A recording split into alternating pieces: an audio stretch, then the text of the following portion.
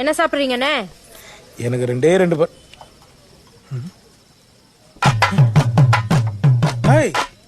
நீயா டைவர்ஸ் ஆச்சுன்னு சொன்னாங்க. ஆமாண்ணே, ஒரு வாரம் ஆச்சு. அப்புறம் எப்படி நீங்க வந்து 6 நாள் ஆச்சு. டைவர்ஸ் வாங்கின மறுநாளே ஒரு மாதிரியா இருந்துச்சு. அழுகழுகையா வருது.